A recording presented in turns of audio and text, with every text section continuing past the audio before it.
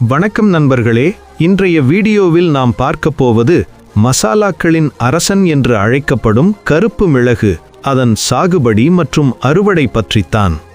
கருப்பு மிளகு பைப்பர் நிக்ரம் எனப்படும் முக்கியமான வாணிப மசாலா பயிராகும். இந்த பயிர் வளர சூடான மற்றும் ஈரப்பதமான காலநிலை மிகவும் அவசியம். 25 முதல் 30 டிகிரி செல்சியஸ் வெப்பநிலையும் அதிக மழையும் இதற்கு மிகவும் ஏற்றது. மேலும் நன்றாக வடிகாலுள்ள செம்மண் அல்லது லோமி மண் கருப்பு மிளகு வளர சிறந்ததாகும். கருப்பு மிளகு பொதுவாக தண்டு துண்டுகள் மூலம் பெருக்கம் செய்யப்படுகிறது.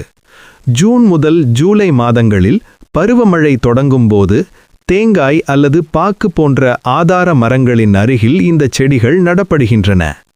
நல்ல வளர்ச்சிக்காக பண்ணை உரம் மற்றும் NPK உரங்கள் வழங்கப்படுகின்றன. அதே நேரத்தில் நீர்த்தேக்கம் ஏற்படாமல் பராமரிப்பது மிகவும் முக்கியம். நடவு செய்த 3 முதல் 4 ஆண்டுகளுக்குப் பிறகு கருப்பு மிளகு விளைச்சல் தொடங்குகிறது.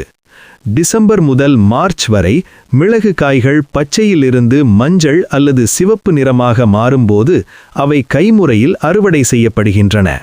பின்னர் அவற்றை 3 முதல் 4 நாட்கள் சூரியத்தில் உலர்த்தினால் அவை கருப்பு நிறமாக மாறி நமக்கு தெரிந்த கருப்பு மிளகாக தயாராகின்றன.